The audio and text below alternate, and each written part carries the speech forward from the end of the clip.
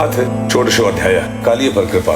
श्री शुक उवाच सा सा सा नि सा सा धा नि धै पा पा पा गा मा मा रे नि सा सा सा सा नि सा सा धा नि रे पा पा पा गा मा मा रे नि सा।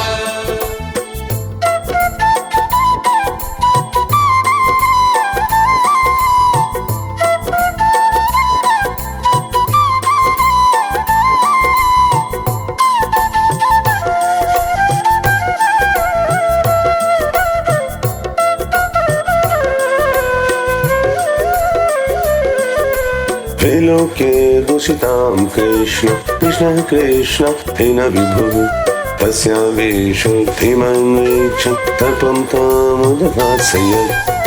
श्री सुखदेव जी कहते हैं, परीक्षित, भगवान श्री कृष्ण ने देखा कि महाविषधर कालिय नाग ने यमुना जी का जल विषैला कर दिया है। तब यमुना जी को शुद्ध करने के विचार से उन्होंने वहां से उस सर्प को निकाल दिया। राजोवाच कथमंत जले गादि नगरनाथ भगवान नहीं सवे बहु युगावासम यथा से कृपकथ्यताम। राजा परीक्षित ने पूछा, ब्राह्मण, भगवान श्री कृष्ण ने यमुना जी के अगाध जल में किस प्रकार उस सर्प का दमन किया? फिर कालिय नाग तो जलचर जीव नहीं था, ऐसी दशा में वह अनेक युगों तक जल में क्यों और कैसे रहा, सो बतलाइए। ब्रह्मन् भगवतस्तस्य पुनः स्वच्छन्दवर्तिनः गोपालोदारचरितं प्रसृत्ते अमृतं विषम्। ब्रह्म स्वरूप महात्मा भगवान अनंत है। वे अपनी लीला पकड़ करके स्वच्छंद विहार करते हैं। गोपाल रूप से उन्होंने जो उदार लीला की है वह तो अमृत स्वरूप, भला उनके सेवन से कौन तृप्त हो सकता है। श्री शुक उवाच कलिन्द्यां कलियस्यासि त्रिगकश्चित् विषग्निनः क्षप्यमाणो भयादस्मि पत्यन्तु परिगाखगः। श्री सुखदेव जी ने कहा, परीक्षित, यमुना जी में कालिय नाग का एक कुंड था। उसका जल विष की गर्मी से खौलता रहता था, यहाँ तक कि उसके ऊपर उड़ने वाले पक्षी भी झुलस कर उसमें गिर जाया करते थे। विप्रश्मता विशोदो विमरुतेन विमर्शितः प्रियन्ते दीर्घायस्य प्राणिनः सिरजङ्गमः। उसके विषैले जल की उताल तरंगों का स्पर्श करके और उसकी छोटी छोटी बूंदें लेकर जब वायु बाहर आती और तट के घास पात वृक्ष पशु पक्षी आदि का स्पर्श करती तो वे उसी समय मर जाते थे। तं चन्द्रवेगवीक्षतेन दृष्टं नदी चखन संयमानवतार कृष्णः कदं प्रमदी रोयत तोतीतुल्य मास्फोट्य गाढर्षणोन्य पतविशोदे। परीक्षित, भगवान का अवतार तो दुष्टों का दमन करने के लिए होता ही है। तब उन्होंने देखा कि उस सांप के विष का वेग बड़ा प्रचंड है और वह भयानक विष ही उसका महान बल है तथा उसके कारण मेरे विहार का स्थान यमुना जी भी दूषित हो गई हैं। तब भगवान श्री कृष्ण अपनी कमर का फेटा कसकर एक बहुत ऊंचे कदम के वृक्ष पर चढ़ गए और वहां से ताल ठोककर उस विषैले जल में कूद पड़े। सर्पवृद्धः पुरुष सारणे पक्तवेग संक्षोभितो मृगवीशोक्षवासि तमरशिः पर्यप्लुतो विशिखशयविभीषणोर्मे धावन्धनु शतमानन्तबालस्य किं तत्। यमुना जी का जल सांप के विष के कारण पहले से ही खौल रहा था। उसकी तरंगे लाल पीली और अत्यंत भयंकर उठ रही थीं। पुरुषोत्तम भगवान श्री कृष्ण के कूद पड़ने से उसका जल और भी उछलने लगा। उस समय तो कालिय देह का जल इधर उधर उछलकर 400 हाथ तक फैल गया। अचिंत अनंत बलशाली भगवान श्री कृष्ण के लिए इसमें कोई आश्चर्य की बात नहीं है। तस्हृदि विहरतो भुजदण्ड पूर्ण वाघोष मंगवार वर्ण विक्रमस्य आश्रुत्य तत्स्वसाद नाभि निरीक्ष्य चक्षुश्रवा चमसार तदमिष्यमाणः। प्रिय परीक्षित, भगवान श्री कृष्ण कालिय दल में कूदकर अतुल बलशाली मतवाले गजराज के समान जल उछालने लगे। इस प्रकार जल क्रीड़ा करने पर उसकी भुजाओं की टक्कर से जल में बड़े जोर का शब्द होने लगा। आंख से ही सुनने वाले कालिय नाग ने वह आवाज सुनी और देखा कि कोई मेरे निवास स्थान का तिरस्कार कर रहा है। उसे यह सहन न हुआ। वह चढ़कर भगवान श्री कृष्ण के सामने आ गया।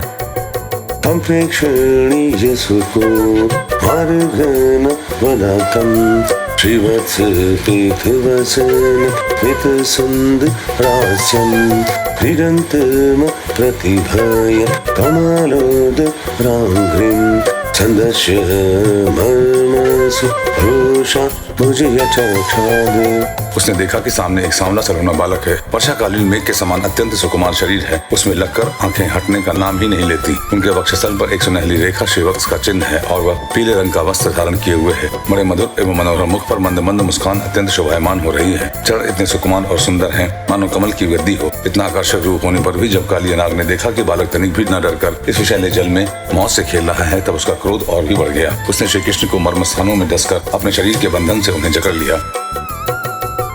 तनग भोग भरी प्रीतम दृष्ट चेष्टा मालोक्य तत् प्रिय सखा अशुपा वृक्षाता कृष्ण पीतात्म सुहृद थकल त्रिकामा दुखमो शोक भगवान श्री कृष्ण नागपाश में बनकर निश्चेष्ट हो गए। यह देखकर उनके प्यारे सखा ग्वालवाल बहुत ही पीड़ित हुए और उसी समय दुख, पश्चाताप और भय से मूर्छित होकर पृथ्वी पर गिर पड़े, क्योंकि उन्होंने अपने शरीर, सुहृद, धन संपत्ति, स्त्री, पुत्र, भोग और कामनाएं सब कुछ भगवान श्री कृष्ण को ही समर्पित कर रखा था।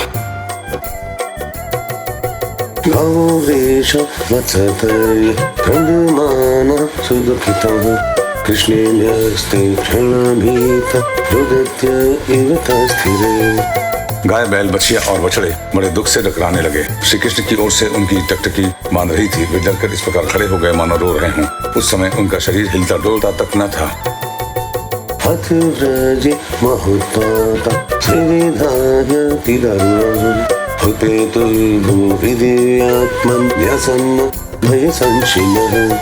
इस वजह से पृथ्वी, आकाश और शरीरों में बड़े भयंकर भयंकर तीनों प्रकार के उत्पाद उठ खड़े हुए, जो इस बात की सूचना दे रहे थे कि बहुत ही शीघ्र कोई अशुभ घटना होने वाली है।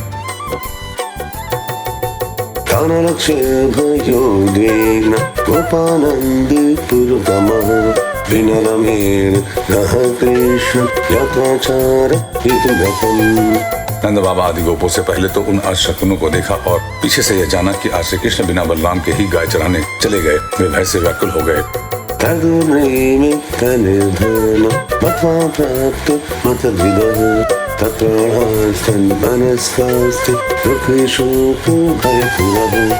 वे भगवान का प्रभाव नहीं जानते थे, इसीलिए उन अशकुनों को देखकर उनके मन में यह बात आई कि आज तो श्री कृष्ण की मृत्यु ही हो गई होगी। वे उसी क्षण दुख, शोक और भय से आतुर हो गए। क्यों न हो, श्री कृष्ण ही उनके प्राण, मन और सर्वस्व जो थे।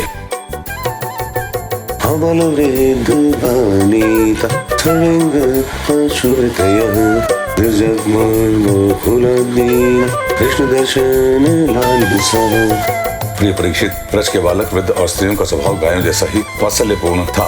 वे मन में ऐसी बात आते ही अत्यंत दीन हो गए और अपने प्यारे कन्हैया को देखने की उत्कट लालसा से घर द्वार छोड़कर निकल पड़े। भगवान मधुबो बल कहस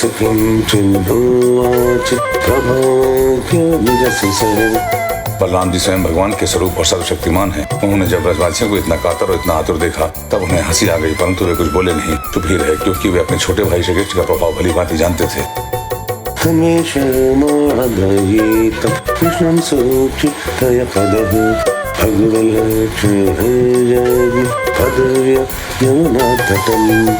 ब्रजवासी अपने प्यारे श्री कृष्ण को ढूंढने लगे। कोई अधिक कठिनाई न हुई, क्योंकि मार्ग में उन्हें भगवान के चरण चिन्ह मिल जाते थे। जौ, कमल, अंकुश आदि से युक्त होने के कारण उन्हें पहचान होती थी। इस प्रकार वे यमुना तट की ओर जाने लगे।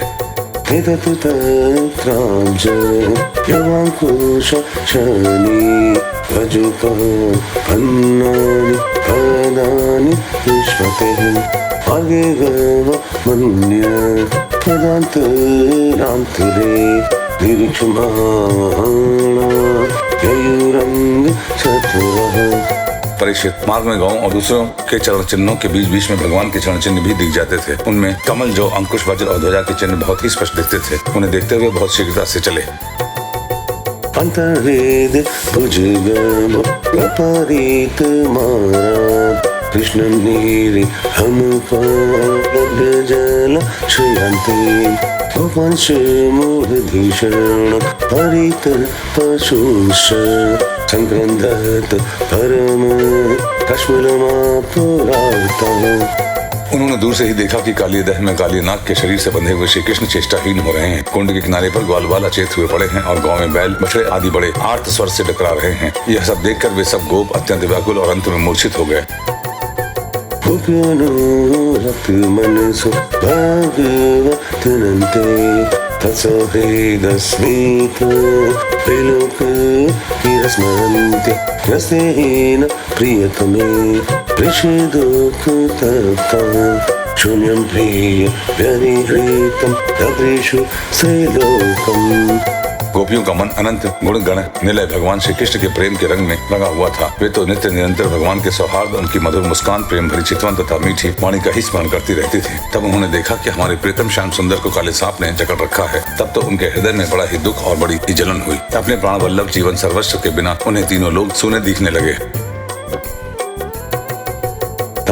कृष्ण मतरमा पत्यमान प्रविष्टां तुल्य व्यथ चमन गृहेशोच स्रवन्त्यः तसा व्रज प्रिय कथा कथयन्त्य आसन् कृष्णानने प्रीत कृशोमेत कृपतीका।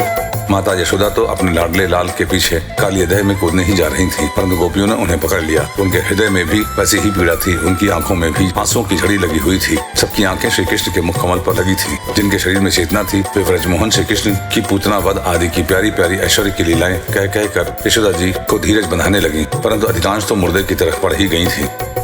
कृष्ण प्राणं निर्विशत् नन्दादीन वीक्षितं हृदम् प्रतिदिशत्स भगवान् रामकृष्णानुभावे। परीक्षित नंद बाबा आदि के जीवन प्राण तो श्री कृष्ण ही थे। वे श्री कृष्ण के लिए काली दह में घुसने लगे। यह देखकर श्री कृष्ण का प्रभाव जानने वाले भगवान बलराम जी ने किन्हीं को समझा बुझाकर किन्हीं को बलपूर्वक और किन्हीं को उनके हृदयों में प्रेरणा करके रोक दिया।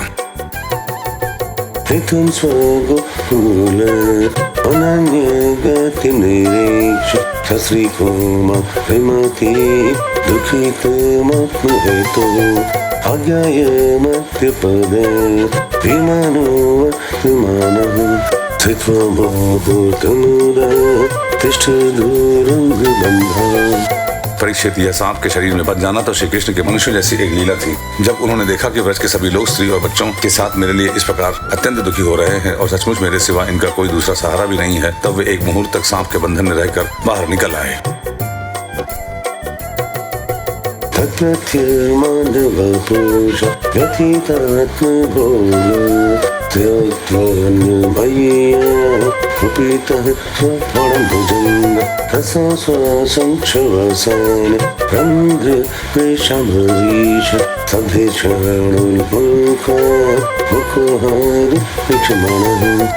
भगवान श्री कृष्ण ने उस समय अपना शरीर बुलाकर वह अपना नागपाश छोड़कर अलग खड़ा हो गया और क्रोध से आग बबूला हो अपने फण ऊंचा करके फुफकारे मारने लगा। घात मिलते ही श्री कृष्ण पर चोट करने के लिए वह उनकी ओर टकटकी लगाकर देखने लगा। उस समय उसके नथनों से विष की फुहारें निकल रही थीं। उनकी आंखें सिर थीं और इतनी लाल लाल हो रही थीं मानो भट्टी पर तपाया हुआ खोपड़ा हो। उसके मुख से आग की लपटें निकल रही थीं।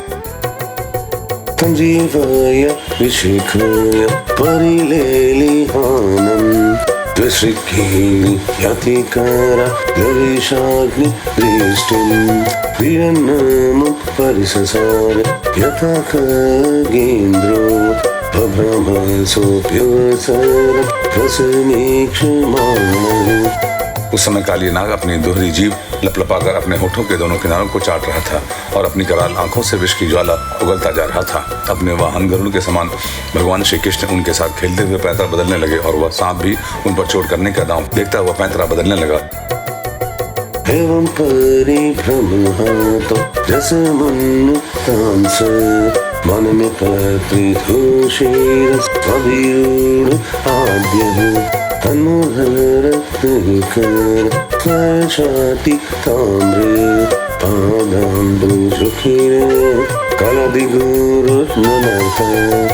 इस प्रकार पैंतरा बदलते बदलते उसका बल क्षीण हो गया। तब भगवान श्री कृष्ण ने उसके बड़े बड़े सिरों को तनिक दबा दिया और उछलकर उन पर सवार हो गए। काली नाग के मस्तकों पर बहुत सी लाल लाल मणियां थीं। उनके स्पर्श से भगवान के सुकुमार तलवों की लालिमा और भी बढ़ गई। नृत्य गान आदि समस्त कलाओं के आदि प्रवर्तक भगवान श्री कृष्ण उनके सिरों पर कलापूर्ण नृत्य करने लगे।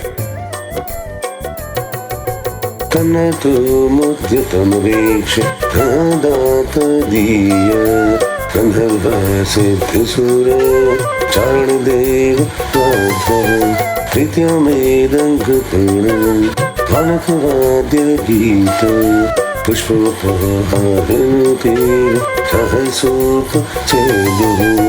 भगवान के प्यारे भक्त गंधर्व, सिद्ध देवता, चारण और देवांगनाओं ने जब देखा कि भगवान नृत्य करना चाहते हैं, तब वे बड़े प्रेम से मृदंग, ढोल, नगाड़े आदि बाजे बजाते हुए, सुंदर सुंदर गीत गाते हुए, पुष्पों की वर्षा करते हुए और अपने को निछावर करते हुए भेंट ले लेकर उसी समय भगवान के पास आ पहुंचे।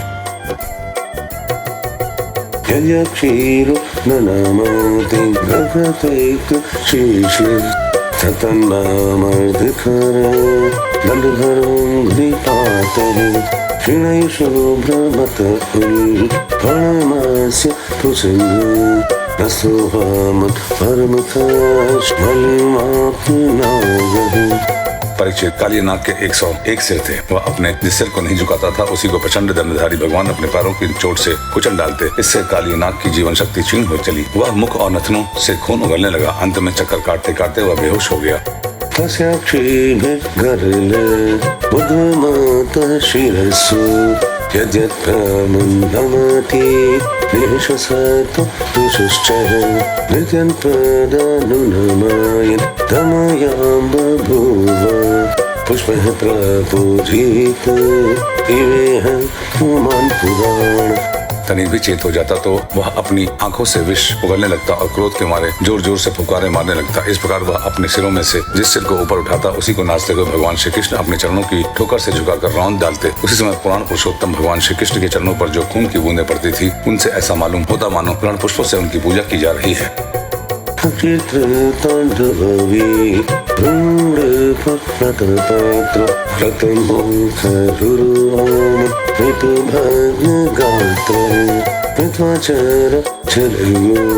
पुरुषं पुराणं नारायणं तमोराणं मनसा जगाम। परीक्षित, भगवान के इस अद्भुत तांडव नृत्य से कालिये के फण रूप छत्ते छिन्न भिन्न हो गए। उसका एक एक अंग चूर चूर हो गया और मुख से खून की उल्टी होने लगी। अब उसे सारे जगत के आदि शिक्षक पुराण पुरुष भगवान नारायण की स्मृति हुई। वह मन ही मन भगवान की शरण में गया।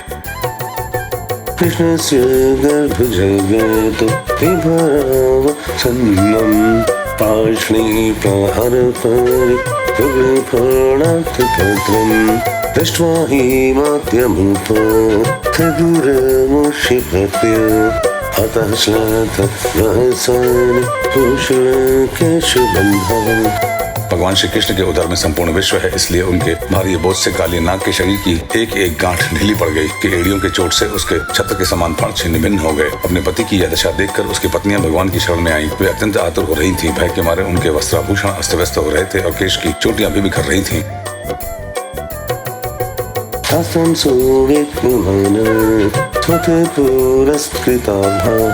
अयं निधाय भूतपतिप्रणीम साधक्रीकल्यलिपुट शमलस्य भर्तो मोक्षेप्सा शरणं प्रपन्नः। उस समय उन साध्वी नाग पत्नियों के चित्त में बड़ी घबराहट थी। अपने बालकों को आगे करके वे पृथ्वी पर लौट गईं और हाथ जोड़कर उनके समस्त प्राणियों की एकमात्र स्वामी भगवान श्री कृष्ण को प्रणाम किया। भगवान श्री कृष्ण को शरणागत वत्सल जानकर अपने अपराधी पति को छुड़ाने की इच्छा से उन्होंने उनकी शरण ग्रहण की। नागपत्य उचु नयो हि दण्डः कृतकिल्बिषेऽस्मिन् समावतारः खलनिग्रहाय प्रेपोसुतानामपि तुल्यश्रेष्ठे धत्सेदमं फलमेवानुशंसन्। नागपत्नियों ने कहा, प्रभु आपका यह अवतार ही दुष्टों को दंड देने के लिए हुआ है, इसीलिए इस अपराधी को दंड देना सर्वथा उचित है। आपकी दृष्टि में शत्रु और पुत्र का कोई भेदभाव नहीं है, इसीलिए आप जो किसी को दंड देते हैं वह उसके पापों का प्रायश्चित कराने और उनका परम कल्याण करने के लिए ही है। अनुग्रहोऽयं भवतर्कृतो हिनो दण्डसहतान्ते हलोकंशावः यगन्धेषु कतुर्ममुष्यदेहिनः क्रोधोपीतेन ग्रह एव सम्मतः। आपने हम लोगों पर यह बड़ा ही अनुग्रह किया। यह तो आपका कृपा प्रसाद ही है, क्योंकि आप जो दुष्टों को दंड देते हैं उससे उनके सारे पाप नष्ट हो गए हैं। इन सब के अपराधी होने में तो कोई संदेह ही नहीं है। यदि यह अपराधी न होता तो इसे सब की योनि ही क्यों मिलती। इसीलिए हम सच्चे हृदय से आपके इस क्रोध को भी आपका अनुग्रह ही समझती हैं। तापसुतात्तं किमुनेन पूर्वं निरस्तमानेन च मानदेन धर्मप्रवासर्व जनानुकम्पया यतो भवान् सुष्ठति सर्व जीवः। अवश्य ही पूर्वजन्म में इसने स्वयं मान रहित होकर और दूसरों का सम्मान करते हुए कोई बहुत बड़ी तपस्या की है, अथवा सब जीवों पर दया करते हुए इसने कोई बहुत बड़ा धर्म किया है। तभी तो आप इसके ऊपर संतुष्ट हुए हैं, क्योंकि सर्वजीव स्वरूप आपकी प्रसन्नता का यही उपाय है। तस्यानुभावोऽसि न देववेत्महे तव गृहे हर्षाधिकारः यद्वाक्षयाश्री करुणाचरत्ततो विहरे कामान् सुचिरं धृतव्रता। भगवान, हम नहीं समझ पाते कि यह इसकी किस साधना का फल है जो आपके चरण कमलों की धूल का स्पर्श पाने का अधिकारी हुआ है। आपके चरणों की रज इतनी दुर्लभ है कि उसके लिए आपकी अर्धांगिनी लक्ष्मी जी को भी बहुत दिनों तक समस्त भोगों का त्याग करके नियमों का पालन करते हुए तपस्या करनी पड़ी है। मनःपृष्ठं च सार्वभौमं न पारेमेष्ठं न रासविपत्यं न योगसिद्धिर पूर्णभवं वा वाञ्छन्ति यत्पादि प्रपन्नः। प्रभु, जो आपके चरणों की धूल की शरण लेते हैं वे भक्तजन स्वर्ग का राज्य या पृथ्वी की बादशाही नहीं चाहते, न वे रसातल का ही राज्य चाहते, न तो ब्रह्मा का पद ही लेना चाहते हैं। उन्हें अणिमादि योग सिद्धियों की भी चाह नहीं होती, यहाँ तक कि वे जन्म मृत्यु से छुड़ाने वाले कैवल्य मोक्ष की भी इच्छा नहीं करते।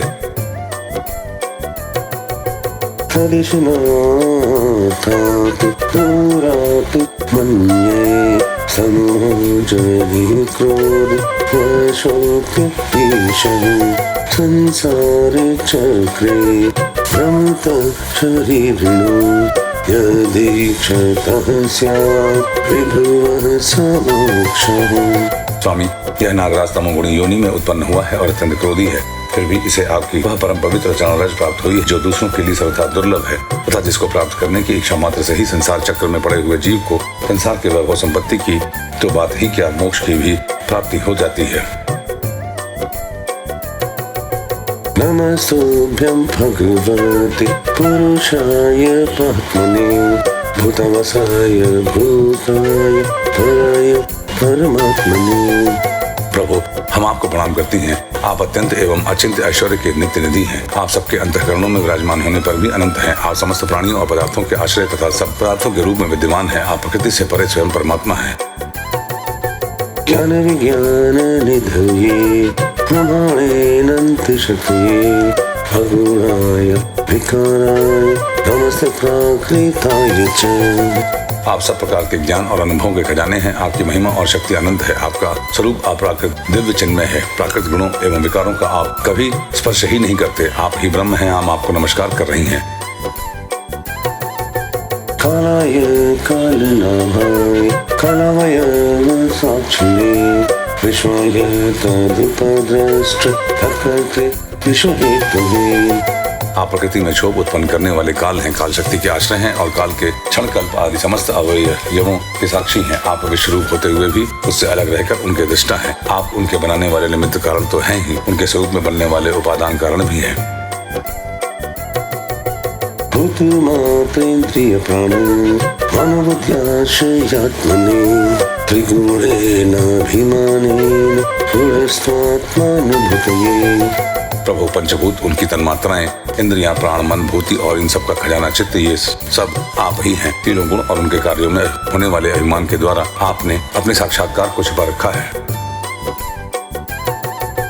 नमोऽनन्ताय सूक्ष्माय कूटस्थाय विपश्चिते नानावधानुभूताय वचे वचे तिष्ठति। आप देश काल और वस्तुओं की सीमा से बाहर अनंत हैं, सूक्ष्म से भी सूक्ष्म और कार्य कारणों के समस्त विकारों में भी एक रस, विकार रहित और सर्वज्ञ हैं। ईश्वर हैं कि नहीं हैं, सर्वज्ञ हैं कि अल्पज्ञ इत्यादि अनेक मतभेदों के अनुसार आप उन मतवादियों को उन्हीं रूपों में दर्शन देते हैं। समस्त शब्दों के अर्थ के रूप में तो आप हैं ही, शब्दों के रूप में भी हैं तथा उन दोनों का संबंध जोड़ने वाली शक्ति भी आप ही हैं। हम आपको नमस्कार करते हैं। नमः प्रमथनाय कवय शास्त्र योनये प्रवृत्ताय निवृत्ताय निगमाय नमो नमः। प्रत्यक्ष अनुमान आदि जितने भी प्रमाण हैं उनको प्रमाणित करने वाले मूल आप ही हैं। समस्त शास्त्र आपसे ही निकले हैं और आपका ज्ञान स्वतः सिद्ध है। आप ही मन को लगाने की विधि के रूप में और उसको सब कहीं से हटा लेने की आज्ञा के रूप में प्रवृत्ति मार्ग और निवृत्ति मार्ग हैं। इन दोनों के मूल वेद भी स्वयं आप ही हैं। हम आपको बार बार नमस्कार करती हैं। नमः कृष्णाय रामाय वसुदेवाय सुताय च प्रद्युम्नाय निरुद्धाय तत्त्वतां पतये नमः। आप शुद्ध सत्वमय वसुदेव के पुत्र वासुदेव संकर्षण एवं प्रद्युम्न और अनिरुद्ध भी हैं। इस प्रकार चतुर्व्यूह के रूप में आप भक्तों और यादवों के स्वामी हैं। श्री कृष्ण हम आपको नमस्कार करते हैं। नमो गुणप्रदीपाय गुणात्मसाधनाय च गुणवृत्तिर्लक्ष्याय गुणदृष्टप्रसंगे। आप अंतःकरण और उसकी वृत्तियों के प्रकाशक हैं। उन्हीं के द्वारा अपने आप को ढक रखते हैं। उनका अंतःकरण और वृत्तियों के द्वारा ही आपके स्वरूप का कुछ संकेत भी मिलता है। आप उन गुणों और उनकी वृत्तियों के साक्षी तथा स्वयं प्रकाश हैं। हम आपको नमस्कार करते हैं।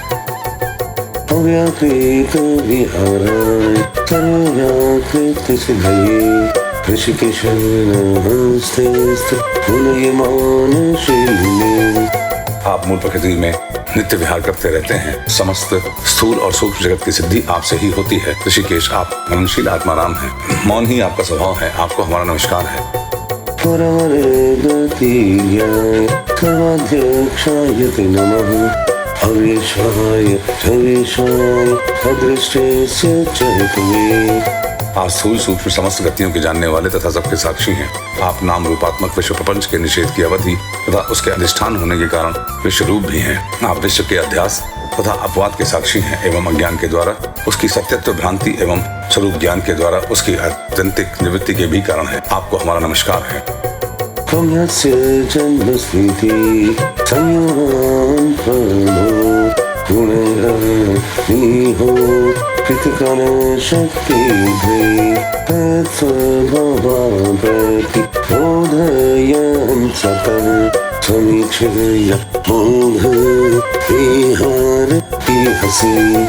प्रभु यद्यपि कर्तापन न होने के कारण आप कोई भी कर्म नहीं करते, निष्क्रिय है, तथापि अनादि काल शक्ति को स्वीकार करके प्रकृति के गुणों के द्वारा आप इस विश्व की उत्पत्ति स्थिति और प्रलय की लीला करते हैं। क्योंकि आपकी लीलाएं अमोघ हैं, आप सत्य संकल्प हैं, इसीलिए जीवों के संस्कार रूप से छिपे हुए स्वभावों को अपनी दृष्टि से जागृत कर देते हैं।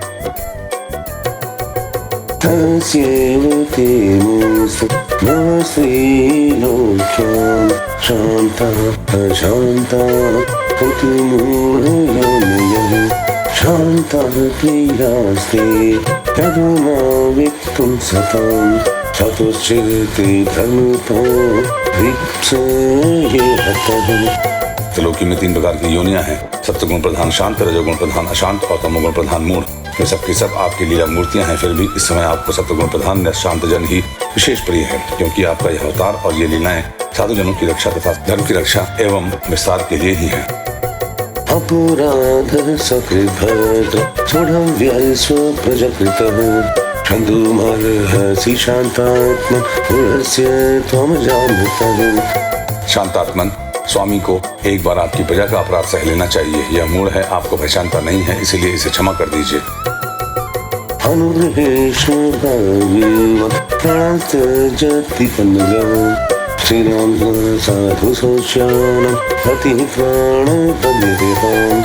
भगवान कृपा कीजिए, अब यह सर्प मरने ही वाला है। साधु पुरुष सदा से ही हम अवनों पर दया करते आए हैं, अतः आप हमें हमारे प्राण स्वरूप पतिदेव को दे दीजिए। हृदय ते किंकरीण मनुष्ठेयं तव ज्ञान यक्षिद्धिजनुते शन्य मोक्षते सर्वतो भयान्। हम आपकी दासी हैं, हमें आप आज्ञा दीजिए, आपकी क्या सेवा करें, क्योंकि जो श्रद्धा के साथ आपकी आज्ञाओं का पालन आपकी सेवा करता है वह सब प्रकार के भयों से छुटकारा पा जाता है। श्री शुक उवाच इत्थं स नागपत्नीभिः भगवान् समभिष्टितः उचितं भग्निशीर्षं विससर्जन्त्रिपुतनः। श्री सुखदेव जी कहते हैं, परीक्षित, भगवान के चरणों की ठोकरों से काली नाग के फण छिन्न भिन्न हो गए थे। वह बेसुध हो रहा था। जब नाग पत्नियों ने इस प्रकार भगवान की स्तुति की तब उन्होंने दया करके उसे छोड़ दिया। प्रतिलब्धेन्द्रिय प्राण कालीय शनकर हरिं कृच्छ्रामुच्छ्वसन्रीन् कृष्णं प्राणहितङ्गलिः। धीरे धीरे काली नाग की इंद्रियों और प्राणों में कुछ कुछ चेतना आ गई। वह बड़ी कठिनता से श्वास लेने लगा और थोड़ी देर के बाद बड़ी दीनता से हाथ जोड़कर भगवान श्री कृष्ण से इस प्रकार बोला। काली उवाच वयं खलः सहुत्पत्य रामसादीर्घमन्यवः स्वभावदोस्त्यजोनाथ लोकानां यदसद्गृहः। काली नाग ने कहा, नाथ, हम जन्म से ही दुष्ट, तमोगुणी और बहुत दिनों के बाद भी बदला लेने वाले बड़े क्रोधी जीव हैं। जीवों के लिए अपना स्वभाव छोड़ देना बहुत कठिन है। इसी के कारण संसार के लोग अनेक प्रकार के दुराग्रहों में फंस जाते हैं। त्वया सृष्टिमिदं विश्व विसर्जनं न स्वभाववीर्योनिबीज क्षयकृति। विश्व विधाता आपने ही गुणों के भेद से इस जगत में नाना प्रकार के स्वभाव, वीर्य, बल, योनि, बीज, चित्त और आकृतियों का निर्माण किया है। वयं च तत्र भगवन् कपजत्योरुमञ्जवः कथं त्यजामस्त्वन्माया मोहिताः स्वयं। भगवान, आपकी ही सृष्टि में हम सर्प भी हैं। हम जन्म से ही बड़े क्रोधी होते हैं। हम इस माया के चक्कर में स्वयं मोहित हो रहे हैं। फिर अपने प्रयत्न से इस दुस्तर्ज माया का त्याग कैसे करें? भवान् हि कार्यं तत्र सर्वगो जगदीश्वरः अनुग्रहं निग्रहं वा मन्यसे तद्विदहिनः। आप सर्वज्ञ और संपूर्ण जगत के स्वामी हैं। आप ही हमारे स्वभाव और इस माया के कारण हैं। अब आप अपनी इच्छा से जैसा ठीक समझे कृपया कीजिए या दंड दीजिए। श्री शुक उवाच प्रत्यकर्ण्यवचः प्राण भगवान् करिमान् विषः न तृष्यं त्वया सर्प समुद्रं यहिमाचिरम् प्रज्ञात्य पत्विदाढ्य गोद्रभिर्भुज्यतमदि। श्री सुखदेव जी कहते हैं, काली नाग की बात सुनकर लीला मनुष्य भगवान श्री कृष्ण ने कहा, सर्प, अब तुझे यहाँ नहीं रहना चाहिए। तू अपने जाति भाई, पुत्र और स्त्रियों के साथ शीघ्र ही यहाँ से समुद्र में चला जा। अब गौओं और मनुष्य यमुना जल का उपभोग करें।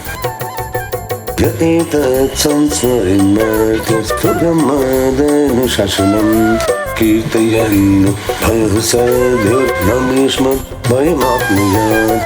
जो मनुष्य दोनों समय तुझको दी हुई मेरी इस आज्ञा का स्मरण तथा कीर्तन करे, उसे सांपों से कभी भय न हो। यस्मिन् स्नात्वा मदक्रीडे देवदींस्तर्पये जलः पुष्पोष्य मां स्वरन्नर्च सर्वपापैः प्रमुच्यते। मैंने इस काली दह में कीड़ा की है, इसीलिए जो पुरुष इसमें स्नान करके जल से देवता और पितरों का तर्पण करेगा एवं उपवास करके मेरा स्मरण करता हुआ मेरी पूजा करेगा, वह सब पापों से मुक्त हो जाएगा।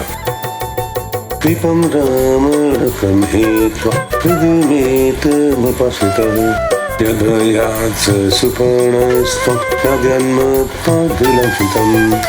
मैं जानता हूँ कि तू गरुड़ के भय से रमणक द्वीप छोड़कर इस दहर में आ बसा है। अब तेरा शरीर मेरे चरण चिन्हों से अंकित हो गया है, इसीलिए जा, अब गरुड़ तुझे खाएंगे नहीं। श्री शुक उवाच एवमुक्तो भगवता कृष्ण अद्भुत कर्मणा तं पूजयामासुमुदा नागपत्न्यश्च सागरम्। श्री सुखदेव जी कहते हैं, भगवान श्री कृष्ण की एक एक लीला अद्भुत है। उनकी ऐसी आज्ञा पाकर काली नाग और उनकी पत्नियों ने आनंद से भरकर बड़े आदर से उनकी पूजा की। दिव्यांबरस्रमणिभिः परघैरविभूषणैः दिव्यगन्धानुलेपैश्च महत्युत्पलमाल्यया पूजयित्वा जगन्नाथं प्रसाद्य गरुडध्वजम् ततः प्रीतो ह्यनुज्ञात परिक्रम्याभिवन्द्यतम् सकलत्र सुरेत्पुत्र विपुमद्भिर्जगमः तदेव सामृतजल यमुननिर्विषाभवत् अनुग्रहाद् भगवतः क्रीडामानुषरूपिणः। उन्होंने दिव्य वस्त्र, पुष्पमाला, मणि, बहुमूल्य आभूषण, दिव्य गंध, चंदन और अति उत्तम कोमलों की माला से जगत के स्वामी गरुड़ध्वज भगवान श्री कृष्ण का पूजन करके उन्हें प्रसन्न किया। इसके बाद बड़े प्रेम और आनंद से उनकी परिक्रमा की, वंदना की और उनसे अनुमति ली। तब अपनी पत्नियों, पुत्रों और बंधु बांधवों के साथ रमणक द्वीप की, जो समुद्र में सर्पों के रहने का एक स्थान है, यात्रा की। लीला मंच में भगवान श्री कृष्ण की कृपा से यमुना जी का जल केवल विषहीन ही नहीं बल्कि उसी समय अमृत के समान मधुर हो गया।